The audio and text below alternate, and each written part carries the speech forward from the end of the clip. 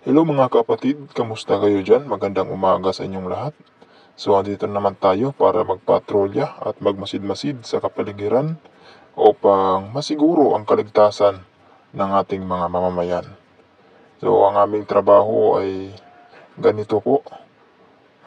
Kami po yung mga sundalo ng MNLF.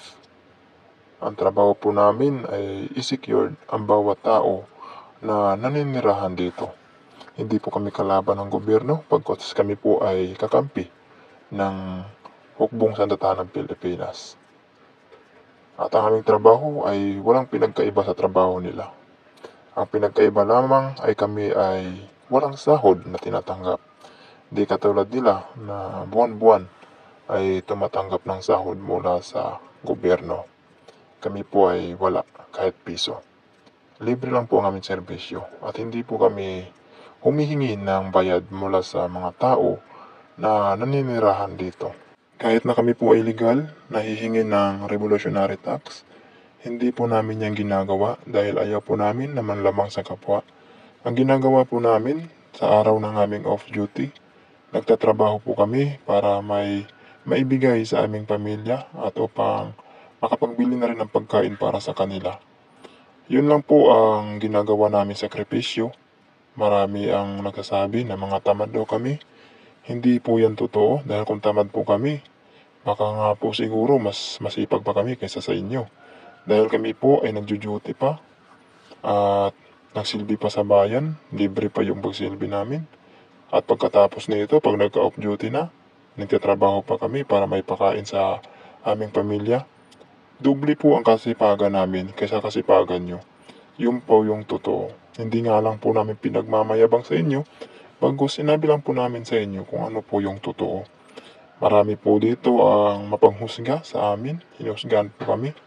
Dahil yun nga po ay yung mga nakaraan po mga taon, na mga lumilipas na taon, ay sinisiraan po kami ng media, sinisiraan po kami ng mga politiko.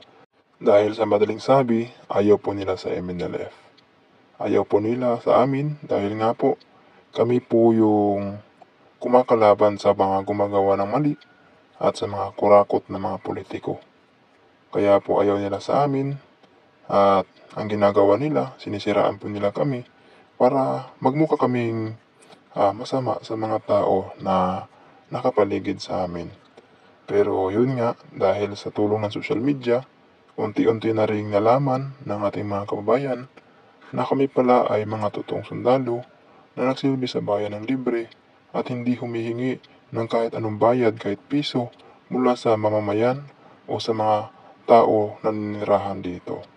Minsan nga, yung iba, dahil siguro naawa sila sa amin, binibigyan nila kami ng pagkain, binibigyan kami nila ng tubig, habang kami ay nagpapatrolya, dahil natutuwa sila kapag nakikita kami.